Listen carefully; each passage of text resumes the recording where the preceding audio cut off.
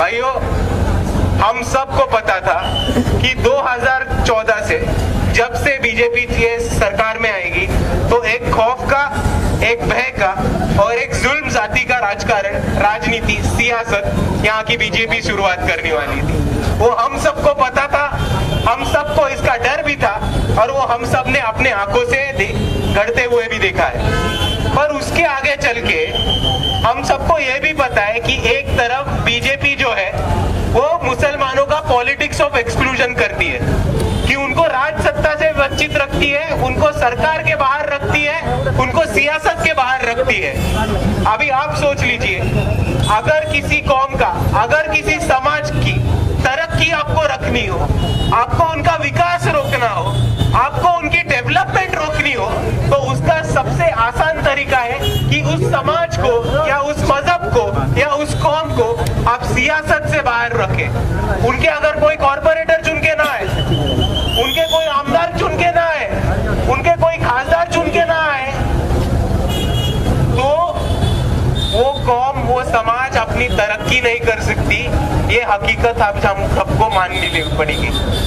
पर दूसरी तरफ हम सबको ये पता था कि बीजेपी पॉलिटिक्स ऑफ एक्सक्लूजन कर रही है, और इसी तरह से हमने देखा था कि 2014 के बाद दंगे फसाद बढ़ गए, जुल्म जाति बढ़ गई, मॉब लिंचिंग बढ़ गया, और मुसलमानों का यहाँ के पार्लियामेंट में हो या यहाँ के विधानसभा में हो, रिप्रेजेंटेशन कम होते हुए हमको दिख रहा है, उनकी तादाद कम होती हुई दिख रही है। क्योंकि आप एक बार जान ले, आज महाराष्ट्र में से हम 25% है, लेकिन हमारी रिप्रेजेंटेशन उस तरीके से नहीं हो रही। पर आज बीजेपी ने क्या किया है कि बीजेपी ने एक ट्रैप रखा है, और उस फांसे में, उस ट्रैप में आज कांग्रेस को भी फंसा दिया है। तो आपको दिखेगा कि एक तरफ नरेंद्र मोदी बोल रहे हैं कि कांग्रेस का जो मैनिफेस्टो है, जो जाहिरनामा है, वो मुस्लिम लीग का मैनिफेस्टो है। दूसरे तरफ आपको दिख रहा है कि हमारे जो घोचू पंतप्रधान है नरेंद्र मोदी, उस जितना पुष्टिल आदमी नहीं देखा हमने। वो बोल रहे एक तरफ, वो डरपोक की तरह बोल रहे हैं कि हमारे देश में घुसपैठिए घुसे हुए। अरे वही खुद एक घुसपैठी है जो भारत के सरकार और पार्लियामेंट में घुस गए, और उन घुसपैठियों को सरकार से बाहर निकालने का काम इस बार वंचित बहुजन आघाड़ी जरूर करेगी। और आप देख लीजिए, एक तरफ यहाँ के नरेंद्र मोदी बोल रहे हैं कि कांग्रेस का मैनिफेस्टो जाहिरनामा ये मुस्लिम लीग का है, दूसरी तरफ बोल रहे हैं कि मुसलमान इस देश के घुसपैठी है, तीसरी तरफ वो बोल रहे हैं कि अगर कांग्रेस वाले सत्ता में आते हैं तो वो लोगों की जायदाद और संपत्ति यहाँ के मुसलमानों में बांट लेने का काम करने वाली है। और उस तरीके का एक डर का ट्रैप उन्होंने कांग्रेस पे बिछा दिया है, और हमको ये दिख रहा है कि कांग्रेस वो ट्रैप में फंस गई है, और कांग्रेस वो ट्रैप से डर गई है, और इसीलिए कांग्रेस आज मुसलमानों की आवाज उठाने से डर रही है। ये बीजेपी ने ट्रैप बिठाया कांग्रेस को, और बीजेपी ने बोला कि ये कांग्रेस प्रो मुस्लिम है, तो कांग्रेस इतना डर गया कि कांग्रेस आज मुसलमानों के हित की बात, मुसलमानों की हक की आवाज बनने को ही तैयार नहीं है। 48 सीट है महाराष्ट्र में, 25% तादाद है हमारी, एक भी मुसलमान नुमाइंदा, एक भी मुसलमान उम्मीदवार दिया यहाँ की कांग्रेस ने। राजस्थान में 30% है मुसलमान समाज, एक उम्मीदवार नहीं। मध्य प्रदेश में 27% है मुसलमान समाज, एक भी उम्मीदवार नहीं। कर्नाटका में 20% है मुसलमान समाज, एक भी उम्मीदवार नहीं। दिल्ली में 35% है मुसलमान समाज, 7 सीटें, एक भी कांग्रेस उम्मीदवार नहीं। और ये इसलिए हो रहा है कि बीजेपी का जो ट्रैप है, वो ट्रैप में कांग्रेस फंस गई है, उस जाल में कांग्रेस फंस गई है, और वो डर रही है आज मुसलमानों की लिए आवाज उठाने को, मुसलमानों की हक की, मुसलमानों की हित की बात करने को। और दूसरी तरफ हम देखेंगे कि कांग्रेस ने 40 पन्नों का मैनिफेस्टो निकाला। कितने पन्नों का? 40। एक लफ्ज एनआरसी के खिलाफ उन्होंने लिखा नहीं है उसमें। और अभी हमको ये तय करना पड़ेगा, हमको ये फैसला करना पड़ेगा कि आज तक हमको डर की राजनीति सिखाई गई थी। हमको ये सिखाया गया था कि बीजेपी नहीं आनी है, इसलिए हम सबको डर के कांग्रेस का वोट देना चाहिए। ये सिखाया गया था क्या नहीं सिखाया गया था? सिखाया था। पर हमको आज सीखना है कि लड़ने की राजनीति क्या होती है। हमको डरने की नहीं, लड़ने की राजनीति है महाराष्ट्र में खड़ी करनी है।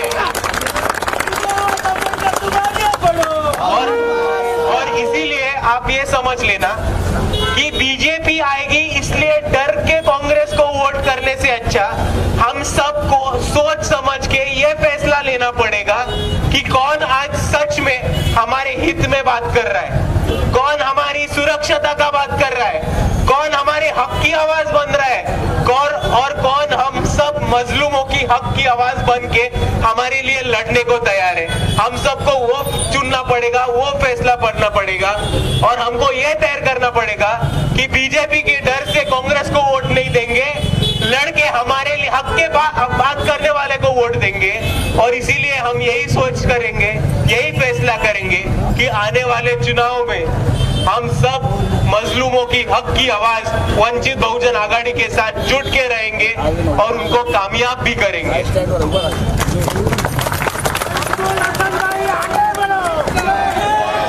क्योंकि आप एक बात समझ लीजिए, जब भी महाराष्ट्र में या इस देश में मुसलमानों में जब भी जुल्म जाती हुई हो, एक पार्टी ने, एक शख्सियत ने हमारे लिए हमेशा आवाज उठाई है, वो है बाला साहब अम्बेडकर। वो पहलू खान का मॉब लिंचिंग हो, वो मोहम्मद अखलाक का मॉब लिंचिंग हो, वो कश्मीर में हुआ आसिफा के साथ कांड हो, वो इस महीने में हमारे दिल्ली में जो भाई नमाज पढ़ रहे थे उनको पुलिस ने जो लात मारा उसके खिलाफ आवाज उठाने का काम हो, वो पूना में दाढ़ी टोपी रखने के लिए पुलिस अफसर ने ट्रेन में जो हमारे भाइयों पे गोली चलाई थी उसके खिलाफ आवाज उठाने का काम हो, वो हमेशा इस भारत में और इस महाराष्ट्र की सरजमीन पर बाला साहब अम्बेडकर ने आज तक किया है।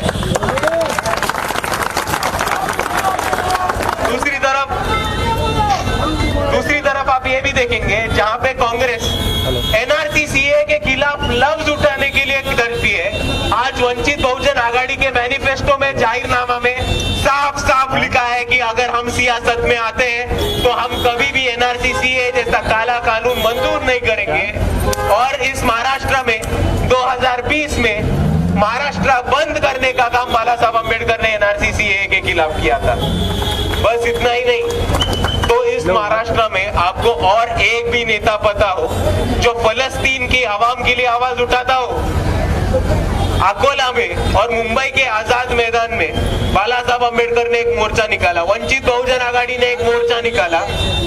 वो मोर्चा निकाला फलस्तीन पे होने वाले अटैक के खिलाफ, फलस्तीन की आवाम की शांति और अमन के लिए दुआ करने का वो मोर्चा निकाला। और इस महाराष्ट्र में अगर किसी में भी हिम्मत हो कि वो खुल के फलस्तीन की आवाम की बात करे तो वो सिर्फ और सिर्फ बाला साहब अम्बेडकर है।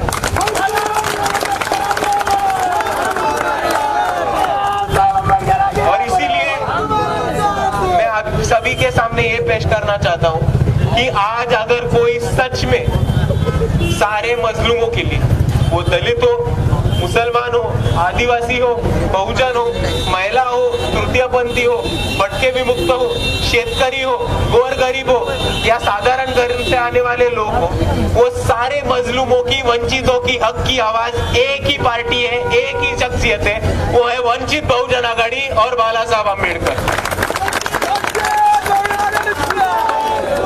और इसी तरह से आप देखेंगे कि यहाँ के कांग्रेस महाविकास आघाड़ी ने मुसलमानों की हक की बात नहीं की और मुसलमानों के वोट चाहिए लेकिन मुसलमानों के नेता नहीं, इस तरीके से उन्होंने सियासत रची है। और आप देखेंगे कि 48 सीट्स पे एक भी मुसलमानों का उम्मीदवार यहाँ पे महाविकास आघाड़ी ने दिया नहीं है। और दूसरी तरफ वंचित बहुजन आघाड़ी से महाराष्ट्र में आपको 6-7 मुसलमानों के नुमाइंदा इस लोकसभा के इलेक्शन में खड़े हुए देखेंगे और उसमें से एक है हमारे वंचित बहुजन आघाड़ी के मुंबई के प्रदेश अध्यक्ष अबुल भाई हसन खान। और ये पिछले 6-7 सालों से वंचित बहुजन आघाड़ी का काम मुंबई में लेके आ रहे हैं, करते आ रहे हैं। हम सबको एक साथ लेके चलने का काम, मुंबई में आंदोलन हो, मुंबई में मोर्चा हो या मुंबई में कौन सा भी इवेंट हो, वो आयोजन करने का काम और उसे बहुत अच्छे तरीके से पार करने का काम ये अबुल भाई ने किया है। और उसी तरह से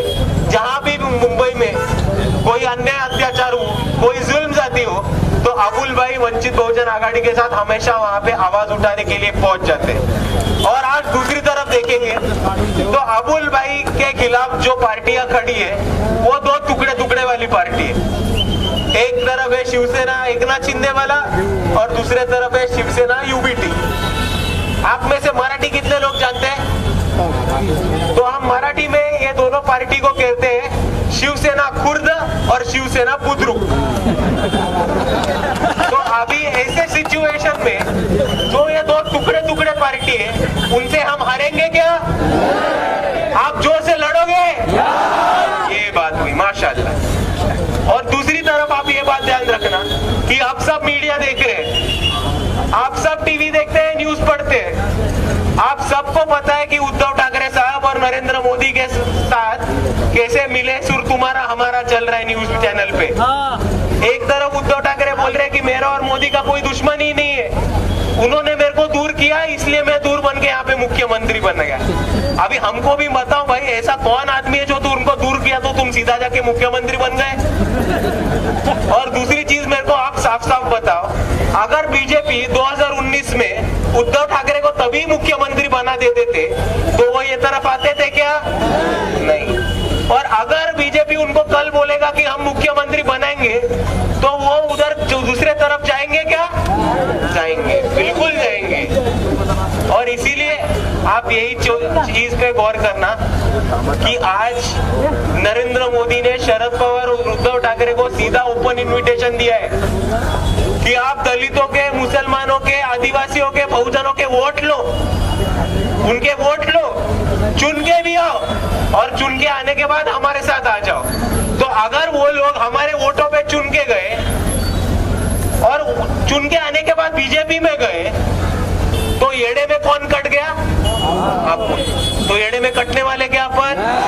नहीं। इसलिए मैं आप सभी को इतना ही गुजारिश करता हूँ कि इस आने वाले वक्त में आप सब लोग अबुल भाई और वंचित बहुजन आघाड़ी की ताकत बनिए, घर घर में जाके वंचित बहुजन आघाड़ी की और अबुल भाई की भूमिका और बाला साहब अम्बेडकर की भूमिका घर घर जाके पहुंचाए और ज्यादा से ज्यादा वोटों के साथ अबुल भाई को मुंबई साउथ सेंट्रल का खासदार बनाए।